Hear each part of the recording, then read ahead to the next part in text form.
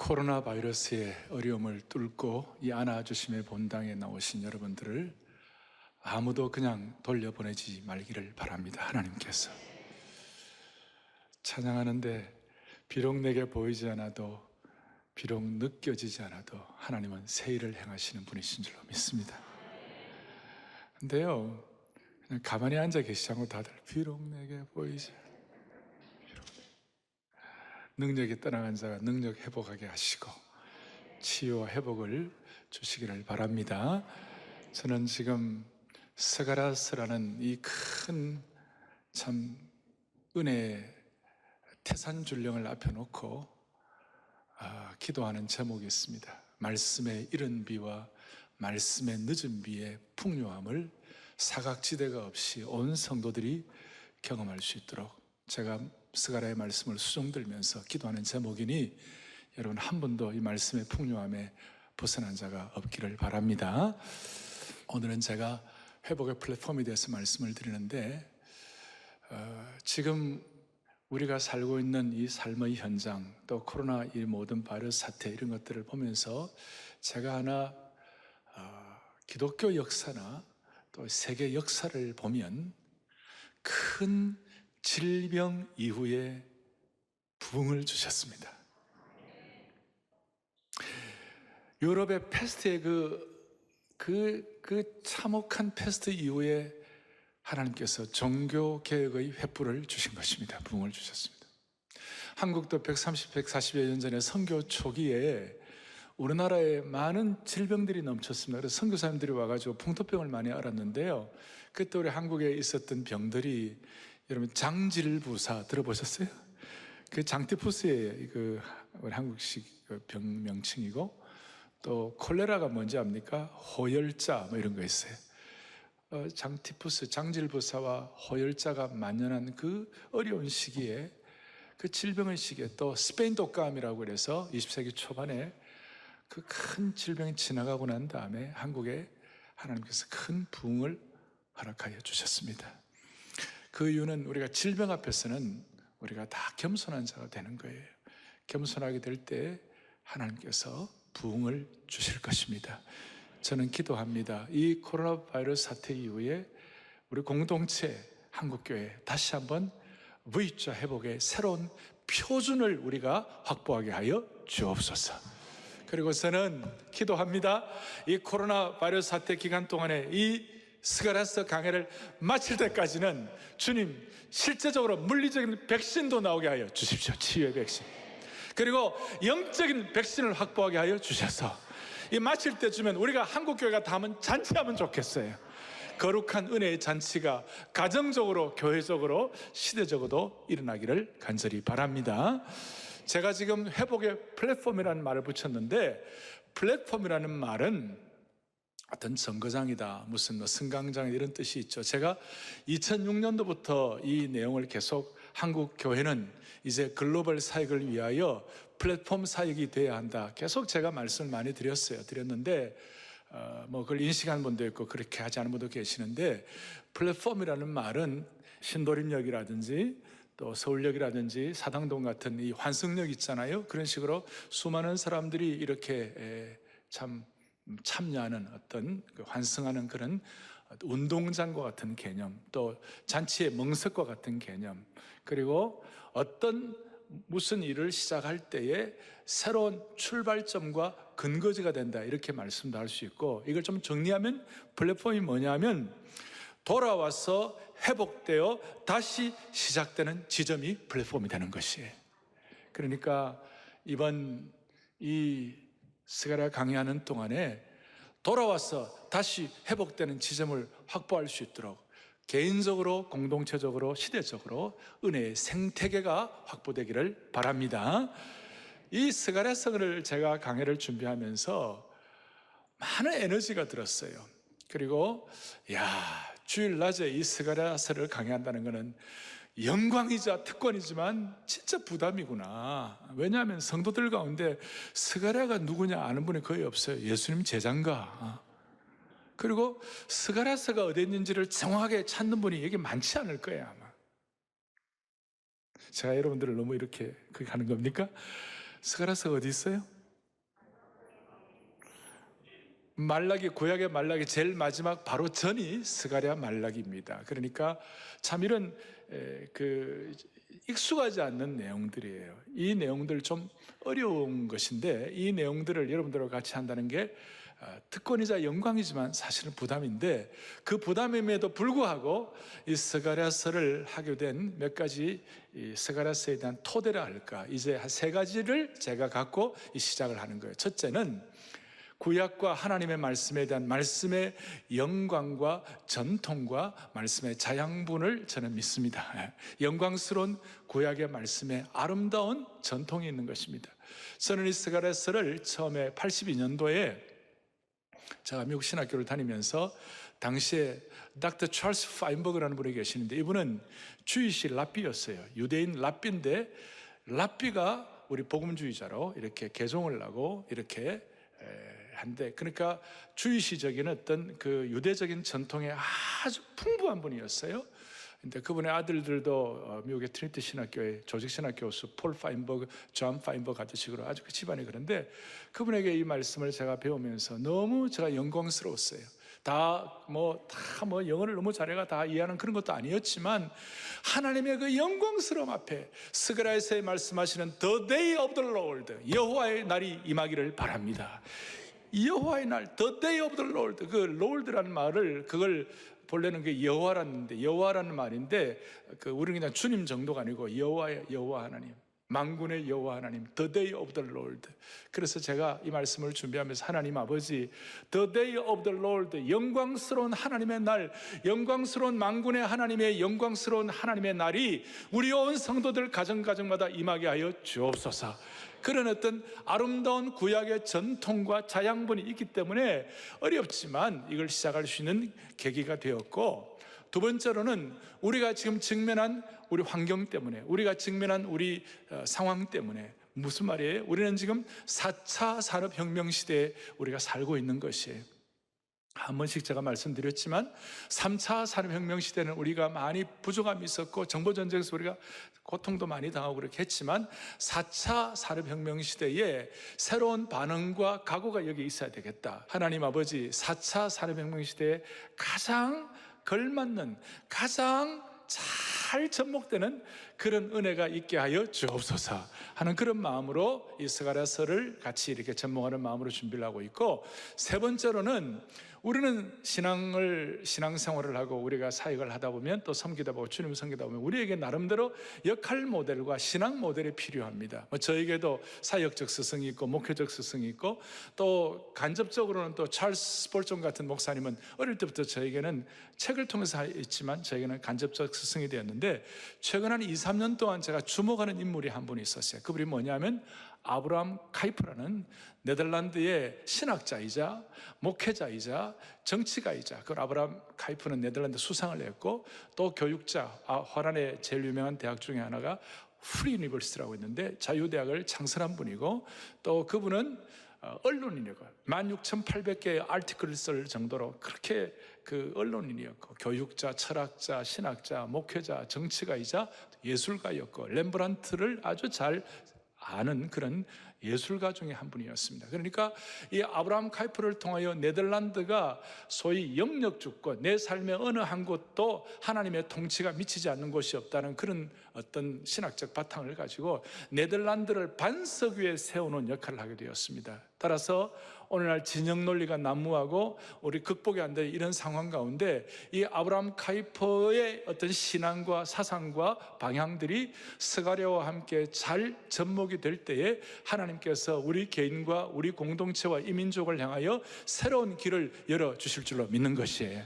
그러니까 새로운 어떻게 보면 뉴 노멀, 새로운 표준을 우리에게 주실 줄 믿습니다 하는 그런 마음으로 세 가지 구약의 전통의 자양분과 또 4차 산업혁명 시대를 맞이한 우리의 변화에 대한 각오와 반응, 세 번째는 우리에게는 좋은 역할 모델, 신앙 모델, 이런 걸 통하여 저희들이 이 스가랴를 감당하도록 하겠습니다. 지금 전 세계, 지금 4차 산업혁명 시대의 환경은 전 세계적으로 구글이 압도하고 있습니다. 그리고 한국은 네이버라는 이 기업이 압도하고 있습니다.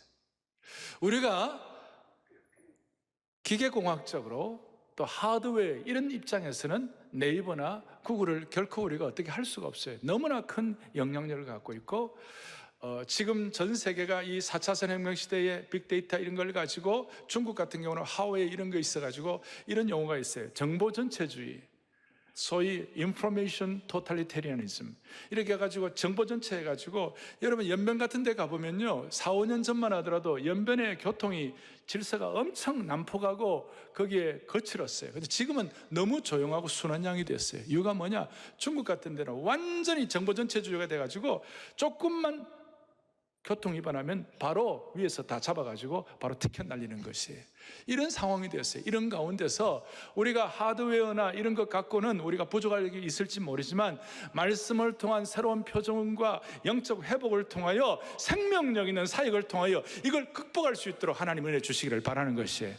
그러니까 이런 모든 현재의 상황을 뛰어넘을 수 있도록 말씀을 통하여 길을 열어 주옵소서. 자, 본문을 보도록 하겠습니다. 본문을 보겠습니다. 스가랴는 구약의 종말론이라고 불리우는 것입니다. 요한계시록처럼 스가랴는 평범한 책이 아니라 예언서입니다. 스가랴서가 신약에서 71번 인용이 되었는데 요한계시록에만 28번이 인용되었습니다. 그리고 아주 흥미로운 것, 제가 스가랴를 처음에 공부하면서 이야, 거기에 8가지 환상이 나와요. 순금등대과 환상이 나와요. 너무나도 찬란한 거예요. 그러니까 그 아주 흥미로운 환상이 8번 등장하는 구약의 계시록이라고 부를 수 있는 것입니다. 스가랴는 총 16장인데 여기에 예수님의 초림에서 재림에게까지 소위 예수님의 예언의 정수를 보여주는 책이라고 할 수 있어요. 그래서 구약에서 메시아 예언의 정수를 담은 책이다 이렇게 말하는 것이. 신학자들은 우리가 스가랴서를 주로 소선지서 이런 얘기를 하죠. 요즘은 12선지서 이런 얘기를 하는데, 소선지서 12선지서 가운데 가장 신비한 책이다 이렇게 평가를 합니다.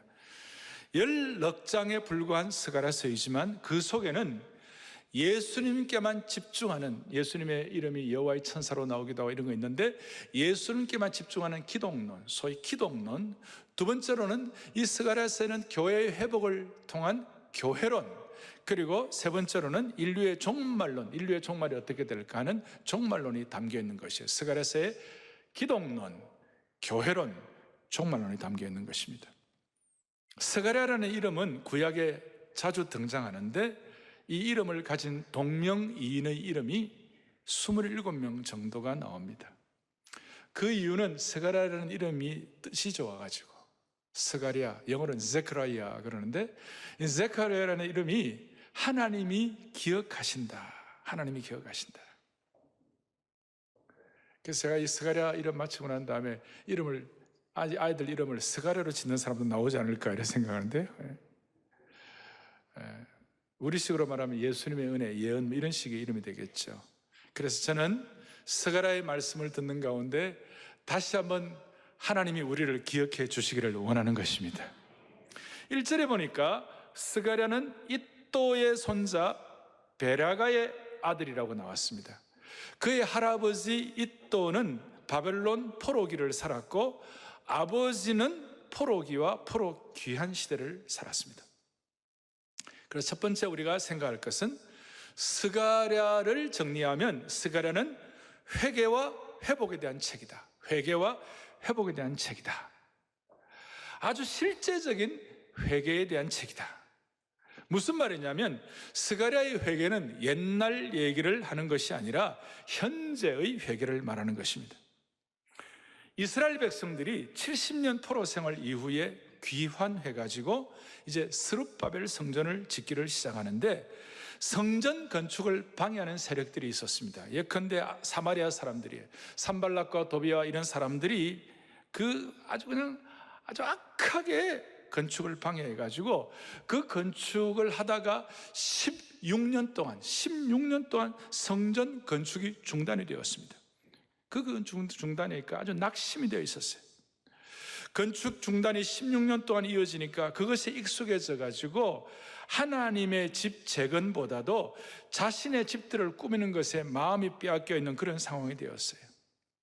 그리고 이 스가랴 시간대 똑같이 동일하게 그 같은 기간이 학개서예요. 학개서와 스가랴서. 학개서와 스가랴서는 2달 차이. 학개서 1장 1절과 스가랴 1장 1절이 비슷한데, 스가랴 1장 1절에 나오는 것과 학개서가 비슷한데, 좀 이렇게 말할 수 있어요. 외부적으로 학개는 성전을 건축하고, 그 다음에 내부적으로는 스가랴를 통하여 내적 부흥을 갖게 하셨다, 이렇게 생각할 수 있어요. 스가랴를 통해서 부흥과 회복에 대한 하나님의 심정을 보여주시고, 특별히 영광스러운 말씀한 8가지 환상을 통하여 큰 그림과 격려를 해 주신 것입니다. 이제 오늘 요절을 보겠습니다. 오늘 1절부터 6절까지의 요절은 3절이 되겠습니다. 3절을 우리가 또박또박 같이 말씀을 봉독하도록 하겠습니다. 3절을 보겠습니다. 그러므로 너는 그들에게 말하기를 만군의 여호와께서 이처럼 이르시되 너희는 내게로 돌아오라. 만군의 여호와의 말이니라. 그리하면 내가 너희에게로 돌아가리라. 만군의 여호와의 말이니라. 아멘. 오늘 이 3절에 돌아오라는 말이 2번 반복이 됩니다. 그리고 4절과 6절에서 또 돌아오라는 말을 반복하고 있습니다. 짧은 6절 우리 본문 가운데서 돌아오라는 말이 4번이나 강조하고 있습니다. 무슨 말입니까? 하나님은 오늘 스가랴를 통하여 현재 이 시점에, 2020년 이 코로나 바이러스 이 시점에 저와 우리 온 성도들을 향하여 말씀하시는 거예요. 너희들은 돌아와야 한다. 돌아와야 회복될 수 있다. 나는 너희들이 정말 돌아오는 것을 원하고 있다. 돌아오라. 이 돌아오라는 이 말씀 안에는 아주 복음의 신비가 담겨 있어요. 어떻게 보면 돌아오라고 말씀하시지만 크게 보면 하나님이 우리 심령 속에 이미 돌아와 계시는 것이에요. 여기에 복음의 신비, 보혈에 뿜어나오는 신비가 담겨 있어요. 무슨 말이냐면 하나님이 우리 속에 이미 돌아와 계시기 때문에 우리는 예수 그리스도를 구세주와 주님으로 영접하게 된 것입니다. 보혈의 능력이 우리에게 임함으로 말미암아 하나님이 우리 속에 들어와 계시기 때문에 우리가 예수 그리스도를 구세주와 주님으로 영접하는 역사가 일어나게 된 것입니다.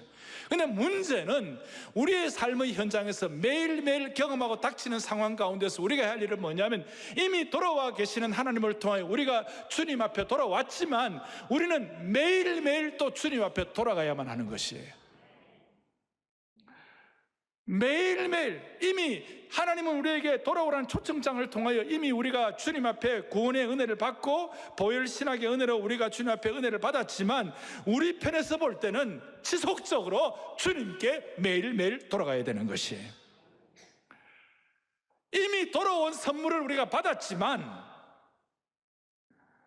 신앙생활의 성숙을 위하여 우리가 주님께로 지속적으로 돌아가야 하는 이 역동적인 관계, 이 둘 사이가 아주 독특한 역동적인 관계가 있다는 것이.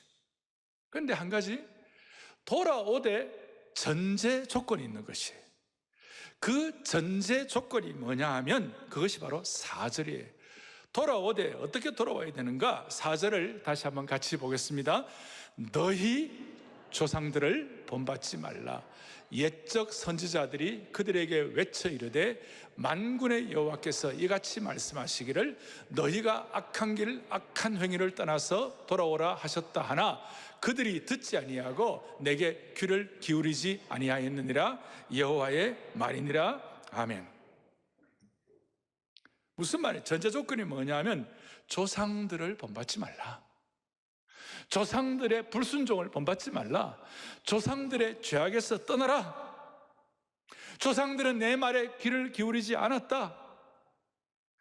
자, 이걸 제가 보면서 그 당시 이 이스라엘 백성들의 조상들이 하나님 불순종한 것이 얼마나 잘못한 것이 많았는지, 그 조상들의 불순종 때문에 바벨론의 침략이 있었고 그 이스라엘 민족이 포로가 되었고 성전이 폐허가 된 것입니다. 조상들의 잘못을 반면교사로 삼아가지고 너희들 그렇게 하지 말고 돌아오라. 조상들의 죄악을 본받지 말라. 그래서 5절에 주님께서 이렇게 말씀하시는 것이에요. 너희 조상들이 어디 있느냐? 그렇게 말씀하면서 6절 말씀, 오늘 6절 말씀도 또박또박 같이 하고 다시 보겠습니다. 내가 나의 종 선지자들에게 명령한 내 말과 내 법도들이 어찌 너희 조상들에게 임하지 아니하겠느냐? 그러므로 그들의 일으켜 만군의 여호와께서 우리의 길대로 우리 행위대로 우리에게 행하시려고 뜻하신 것을 우리에게 행하였도다 하셨느니라. 좀 어려운 것 같지만 쉽게 말하면 조상들이 하나님이 보내신 선지자의 말을 듣지 않더니 결국은 경고와 징계와 형벌이 그대로 이루어졌구나, 그 말이에요. 그게 너무 안타까운 거예요. 너무 안타까운 거예요. 이런 상황이 계속 이어지기를 원치 않는 거예요. 그래서 하나님께서 2절에 뭐라고 말씀하시느냐? 여호와가 너희 조상들에게 심히 진노하였느니라 그랬어요. 심히 진노하였느니라. 여러분, 하나님이 뭐가 안타까워서 심히 진노하겠어요? 하나님이 무슨 그 감정을 한번 발산하시려고 진노하시는 거예요? 그거 아니에요. 하나님에게 안타까운 심정이 담겨 있는 것이에요. 하나님은 우리가 망하기를 원치 않는 줄로 확신합니다. 우리가 오물 구덩이에 빠져가지고 또 우리가 저 천길 낭떠러지에 서가지고 떨어져 죽기를 원치를 않는 것이에요. 자식이 구렁텅이에 들어가고 자식이 죽으려고 절병을 당하는데 고함을 지르면서 진노를 바라지 않는 부모가 어디에 있겠냐고요. 진짜 자식을 사랑하는 부모는 다 그렇게 할 거예요. 마찬가지예요. 주님이 뭐에 대해 진노하시는가? 죄에 대해서 진노하시는 거예요. 주님은 죄에 대해서, 조상들과 우리의 죄에 대해서 진노하시고, 오죽하면 히브리서 12장 29절에 주님이 뭐라, 죄에 대해서는 하나님은 소멸하시는 불이시다 그랬어요. 진노하시고 그 죄를 소멸시키기를 원하시는 하나님이신 줄로 믿는 것이에요. 그게 하나님의 죄에 대한 증오와 죄에 대한 진노와 하나님은 죄에 대한 노를 격발하신 것에 대해서 우리는 진심으로 우리에게 마음에 깨달음이 와야 되고, 하나님 편에서의 일방적인 진노가 아니라 결국 그 진노는 저와 여러분, 우리를 위한 진노인 줄 알아야 되는 것이, 우리를 살리기 위한 진노인 줄 알으셔야 되는 것이. 오늘 이 말씀을 들으면서 저나 우리 모두에게 하나님과 나 사이에, 우리 하나님 너무 거룩하시니까 그 거룩하신 하나님, 온전하신 하나님 앞에 우리가 오물투성인처럼 나갈 수가 없잖아요. 그러니까 하나님은 깨끗하라 정화되라 하시는 것인데, 하나님 우리를 살리기 위하여 거룩한 진노를 바라는 그 하나님의 어미 앞에 하나님과 나 사이에 끓이끼는 것들이, 오염된 것들이 깨끗하게 정화될 수 있도록 은혜를 주시기를 바라는 것이에요. 우리는 일방적으로 무슨 제가 말하는 이런 하나님의 거룩한 진노는 율법주의자들이라든지 자기 의에 충만해가지고 남들을 갖다 칼끝같이 지적하고 남들을 그냥 찌르고 깎아내리는 이런 식의 진노, 이런 식의 분노가 아니에요. 우리를 살리기 위한 진노라는 것이에요. 여러분, 지금 오늘 남성들도 그러고 하나님 보시기에 정리되지 않은 관계들이 있으면 정리하셔야 되는 것이에요. 그래야 회복이 되고, 그래야 4차 산업혁명 시대, 우리는 아무것도 아니지만 정보 전체주의를 우리가 뛰어넘을 수가 있는 것이에요. 그 하나님의 진노를 극복하고 우리가 정리될 때에 제가 열왕기하 8장 19절을 읽으면서 참 감사하다 이런 생각이 들었어요. 같이 보겠습니다. 여호와께서 그의 종 다윗을 위하여 유다 멸하기를 즐겨하지 아니하셨으니 이는 그와 그의 자손에게 항상 등불을 주셨다고 말씀하셨어요. 아멘. 하나님 우리에게 등불을 주시는 하나님이세요. 하나님 우리를 징계하기를 원치 않는 하나님이세요. 그런데도 진노하시는 하나님이세요. 왜냐하면 그 진노는 우리를 살리기 위한 진노이기 때문에. 따라서 오늘 이 하나님 앞에서 이 문제를 해결함으로 말미암아 여러분들 다 거룩한 등불 하나씩을 다 확보하시기를 바랍니다. 어두운 길 가운데서 거룩한 등불입니다. 이 등불이 있으면 우리도 살고 서초도 살고 강남도 살고 서울도 살고 이 민족을 살리는 등불이 될 것입니다. 그런 마음의 손을 가지고 이 스가랴서 자체가 이 강의하는 기간 동안에, 모든 기간 동안에 사랑의 교회와 여러분들 가정이 이 시대를 향한 등불 축복이 되기를 원하는 것입니다. 자, 이렇게 말해도 아직까지 마음에 안 닿은 분들은 에스겔을 통하여 하나님께서 안타깝게 표현하신 하나님의 음성을 들어보시기를 바랍니다. 에스겔 18장 30절 31절을 보겠습니다. 같이 보죠. 너희는 돌이켜 회개하고 모든 죄에서 떠날지어다. 그러한즉 그것이 너희에게 죄악의 걸림돌이 되지 아니하리라. 너희는 너희가 범한 모든 죄악을 버리고 마음과 영을 새롭게 할지어다. 이스라엘 족속아 너희가 어찌하여 죽고자 하느냐. 저는 지금 계속 제 마음에 치는 내용이 너희가 어찌하여 죽고자 하느냐. 너희에게 죄악의 걸림돌이 되기를 원치 아니하노라. 그러니까 우리가 죽지 말고 생명의 역사를 통하여 죄악의 걸림돌을 정리하기를 바라는 것이에요. 그러면 구체적으로 조상들의 죄 문제는 그렇다 할지인데 우리는 오늘 2020년 지금 저희들이 살아가는 현장에서 우리는 뭘 회개해야 될까요? 우리가 드러나는 어떤 세상의 어떤 그런 범죄 이런 거 아니라 할지라도 우리가 뭘 회개해야 될까요? 모든 분들에게 다 있어야 회개할 것들은 뭘 회개해야 될까요? 예수 그리스도가 내 삶의 전 영역에서 주인되지 않으시는 것, 예수 그리스도가 내 삶의 전 영역을 지배하지 않는 것을 회개해야 되는 것이에요. 이게 무슨 뜻인가? 오늘 1절을 다시 보겠습니다. 다리오 왕 제2년 8째 달에 이렇게 나와 있습니다.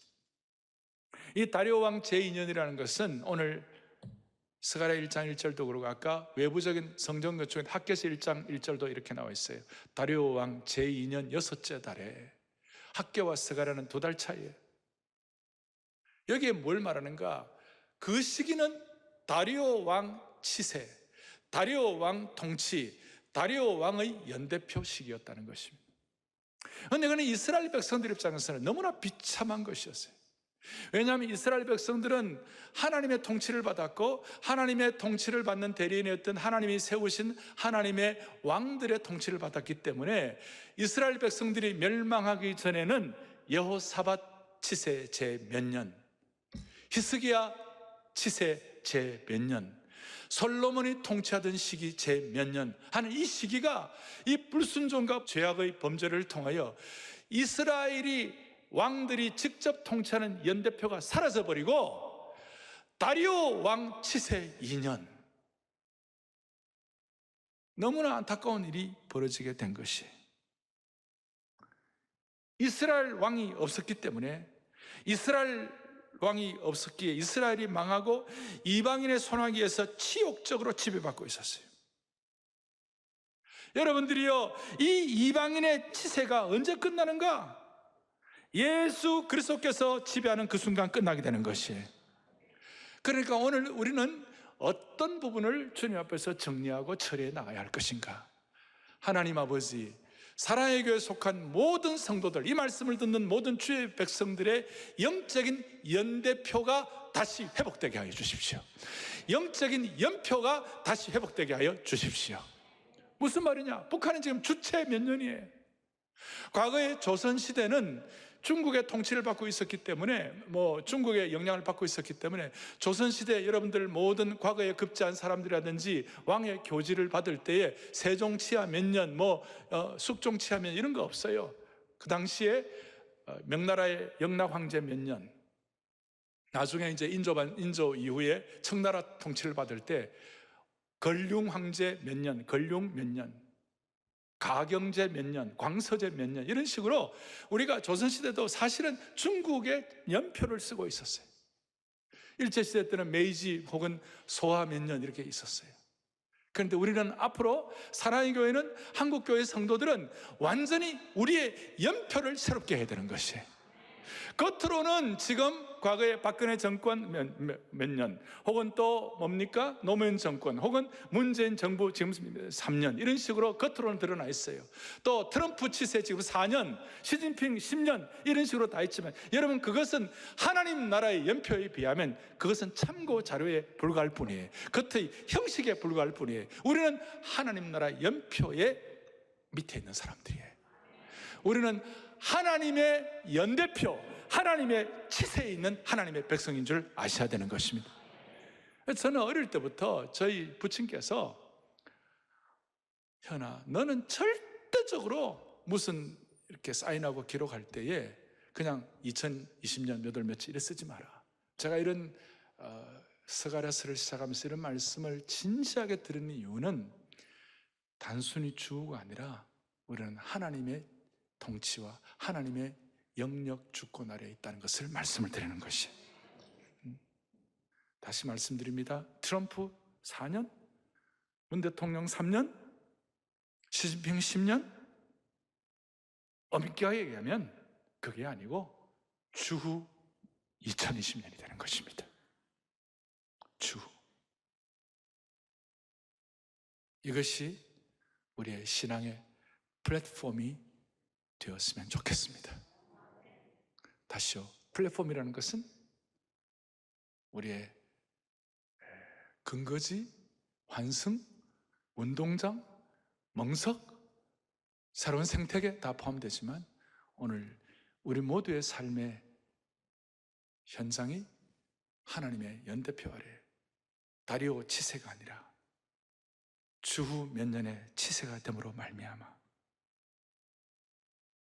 하나님이 우리를 지배하시는 영역 주권의 눈이 열리기를 바랍니다. 그래서 이 영역 주권으로 주후를 쓰면 무슨 일이 일어날까요? 이게 이제 중요합니다. 예수 그리스도의 지배를 위하여 우리가 회개해야 하는데 영역 주권으로 주후를 쓰면 무슨 일이 일어날까요? 오늘 1절에 다리오 왕 제2년이 아니라 이제 우리가 주후가 되면 여호와의 말씀이 선지자 스가랴에게 임하니라 그랬습니다. 하나님의 살아있는 말씀이 임하는 것입니다. 하나님의 말씀이 임한다는 이 차원은 과거에 사무엘 시대 때 엘리 제사장이 있었는데 엘리 제사장 시기에는 말씀이 희귀하였더라라는 내용이 있어요. 말씀이 없었어요. 말씀의 임재가 없었어요. 그것과 비교해가지고 여러분들이 확인하면 될 것 같아요. 자, 하나님의 연표에 있는 하나님의 백성들에게 스가랴에게 여호와의 말씀이 임한 것처럼 살아계신 하나님의 말씀, 직접 지금 우리를 임재하시는, 직접 우리를 기름 부으시고 새롭게 하시는 하나님의 말씀이 임하기를 바라는 것이에요. 그게 구체적으로 어떻게 되어 있는가? 이렇게 하나님의 말씀이 임할 때에 스가랴에서 자주 나오는 내용이 뭐냐면 만군의 여호와가 이르노라 그렇게 했어요. 3절에도 보니까 뭐라고 나와 있습니까? 3절에 보니까 그러므로 너희에게 그들에게 말하기를 만군의 여호와께서 이처럼 이르시느니라. 만군의 여호와의 말이니라. 만군의 여호와. 3절에만 3번이 나와요. 3절에만 3번. 이 만군의 여호와라는 말, 저는 우리 파인버그 교수님하고 말씀을 공부할 때 만군의 여호와라는 말을 가지고 1시간을 냈어요. 만군의 여호와, The Lord of Hosts라고, HOSTS인데 만군의 여호와라는 말은 큰 군대의 왕이시다. 그 천사의 이 영계의 천계를 다 지배하시는 하나님이시다. 큰 군대의 영광스러운 존귀하시는 하나님이시다. 그러니까 여러분들이요, 이 여호와의 말씀이 임하는 곳마다 하나님이 우리의 삶에 만군의 여호와가 되어 주셔서 우리의 삶의 영적 전쟁을 앞서 인도해 주시는 것이에요. 그래서 만군의 여호와라는 말이 구약에 261번이 나와요. 만군의 여호와라는 말이. 구약이 929장인데 261번이 나오는데 스가랴서에만 만군의 여호와라는 말이 53번, 53번이 나와요. 그러니까 구약의 929장인데 스가랴는 16장이면 1.5% 정도밖에 안 되는데 만군의 여호와라는 말이 여기에는 거의 20%가 되는 거예요. 구약에 여호와의 말씀이 임하니까 만군의 여호와의 사역이 강력하게 펼쳐지게 되는 것입니다. 할렐루야. 오늘 만군의 여호와의 능력이 우리의 삶과 인생을 압도하기를 바랍니다. 여호와의 말씀이, 만군의 여호와의 말씀이 임하는 순서가 있습니다. 먼저는 선지자에게, 그 다음엔 지도자들에게, 그 다음에는 백성들에게. 오늘 만군의 여호와의 말씀이 목회자에게, 우리 교회 순장님들에게, 말씀을 가지고 영혼을 섬기는 주의 백성들에게, 그리고 그 만군의 여호와의 말씀이 임함으로 말미암아, 그들에게 임함으로 말미암아 우리 집안에 있는 모든 자녀들과 우리 순원들과 우리 온 교우 성도들에게 이 만군의 여호와의 말씀이 임하기를 바라는 것입니다. 그리고 스가랴의 모든 환상들은 이제 만군의 여호와의 말씀이 먼저 임함으로 말미암아 시동이 걸리는 것이에요. 엔진이 걸리기 시작하는 것이에요.